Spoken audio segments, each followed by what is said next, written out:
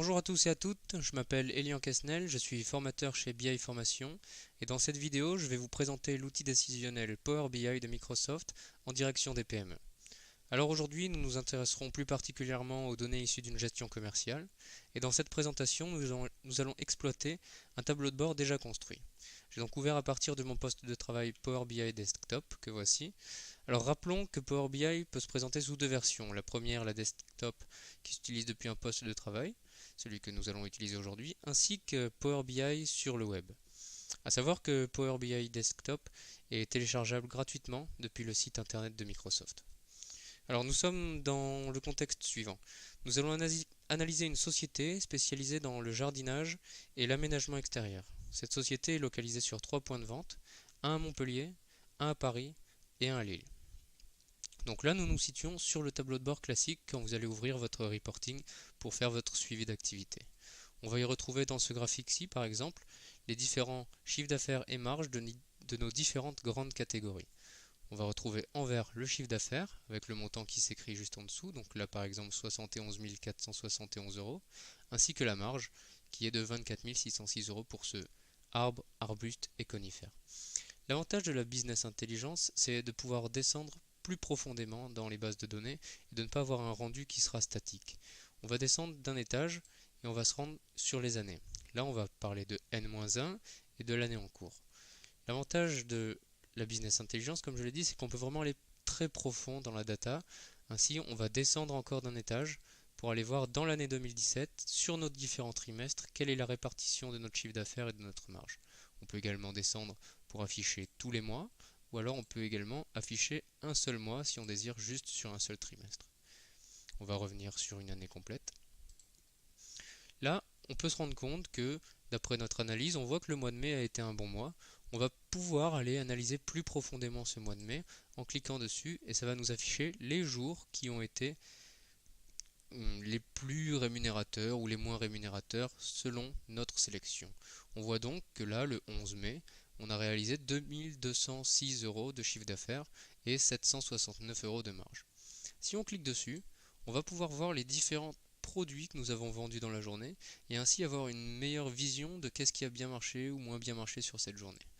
Comme c'est un petit peu compliqué à lire, je vous ai fait un tableau ici qui reprend à chaque fois que l'on sélectionne une donnée en particulier, l'ensemble des informations sous-jacentes.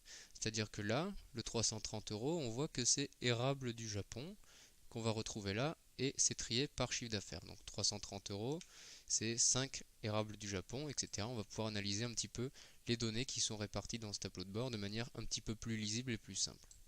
On va remonter pour passer à un autre graphique. On revient à 2017-2018. Ici, sur ce graphique-là, j'ai voulu représenter la marge, le taux de marge en pourcentage. Donc on voit que l'année 2017 a représenté 67,62% et l'année 2018 57,76%. Également, on peut descendre au niveau des trimestres, au niveau des mois, si on veut avoir un petit peu plus de détails pour faire une analyse un petit peu plus poussée. L'avantage aussi, c'est que si on a envie d'avoir une information qui n'est pas forcément visible à l'écran, on va pouvoir placer son curseur sur le bâtonnet et à ce moment-là, on va voir date année 2017, le taux de marge 67,62 et la marge 63 373,15 euros. Également, si on descend, on va retrouver ces mêmes informations, mais de manière disparate selon les trimestres. Sur notre droite, là, j'ai réalisé un graphique qu'on appelle un graphique ruban qui peut être utile afin d'avoir une vision plus linéaire dans le temps du suivi de l'activité. On va descendre un petit peu au niveau de l'année 2017 et pour un peu se rendre compte de l'avantage d'avoir un graphique ruban, c'est que ça nous lisse un peu les différentes années et ça nous donne surtout le chiffre d'affaires changé qui est la variation entre le trimestre 1 et le trimestre 2 dans le cas présent. On voit que entre le trimestre 1 et le trimestre 2, nous avons fait 13 668 euros de plus, soit 34,15% d'augmentation entre le trimestre 1 et le trimestre 2. On peut également descendre un petit peu plus bas. Comme toutes les autres bases, on peut descendre petit à petit pour aller chercher l'info de plus en plus précise. Et ça, c'est vraiment très intéressant quand on veut avoir un graphique représentatif de l'entièreté de l'activité et en même temps qu'on veuille descendre pour aller chercher des informations un chouïa plus précises. Après, j'ai rajouté cet onglet-là, qui à mon avis est un onglet intéressant puisque il il permet d'aller faire des tris en fonction des catégories que l'on vend dans notre société. Imaginons, on se réfère à l'année 2018, donc on vient sélectionner notre année 2018. Tous les autres graphiques vont s'ajuster en fonction de l'année 2018. Et si on veut, par exemple, pour l'année 2018 qui est déjà sélectionnée, avoir nos catégories arbres, arbustes et conifères, on va venir la sélectionner. Et à ce moment-là, on va voir qu'en 2018, on a l'érable du Japon, 9810 €, 135 unités vendues, un chiffre d'affaires de 22 631 €, etc., etc.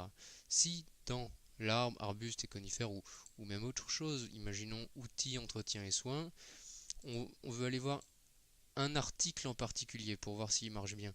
Imaginons la tondeuse électrique que nous venons de rentrer, est-ce qu'elle se comporte bien, comment on pourrait améliorer les ventes. C'est vraiment un outil qui permet de prendre des décisions au service de la société.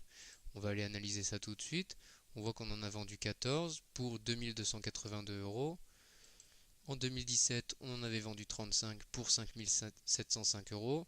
On reste sur un même rapport de force. Enfin voilà, c'est vraiment du tri personnalisé. Après, j'ai rajouté ces onglets là. C'est au cas où on est des commerciaux, donc Germain, Lefebvre et Moreau. On peut sélectionner directement pour l'année 2018 Lefebvre et ça va nous montrer son chiffre d'affaires, le nombre de produits qu'il a vendus. Imaginons que ça soit quelqu'un qui marche bien sur les arbres ou la décoration de jardin. On peut cliquer décoration de jardin, on va voir comment ce commercial se comporte. On peut également rajouter un tri sur uniquement Paris.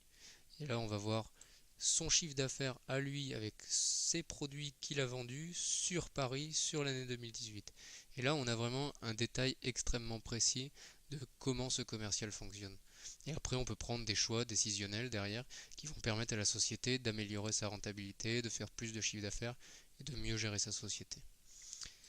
On va partir sur ce graphique-là qui est un graphique plus illustratif, qui est un graphique en forme de toile d'araignée où on va pouvoir retrouver en fonction de notre chiffre d'affaires une espèce de répartition en toile d'araignée qui va nous donner un peu la vision de quels sont nos points forts, quels sont nos points faibles, les points à améliorer, tout ça dans l'optique toujours de faire des décisions qui seront de plus en plus intéressantes pour la société. Et sur la droite ici, un camembert qui va nous permettre d'avoir à la fois notre chiffre d'affaires par catégorie, donc là 18 884 €, ce qui représente 29,54% de notre chiffre d'affaires. Là c'est tout compris, là c'est que sur Lefebvre, pardon.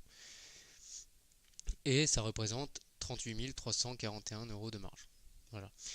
Donc c'était un petit peu une brève présentation de l'outil Power BI. Si vous avez des questions, n'hésitez pas à les laisser dans les commentaires. On peut faire tout un sorte de graphiques, des tableaux complètement personnalisés. Mon site internet Business Intelligence Formation. Et puis si vous avez besoin de plus d'informations, je vous laisse accéder à mon site internet où vous retrouverez toutes mes données et toutes mes informations. C'était Elian Quesnel, à bientôt. Au revoir.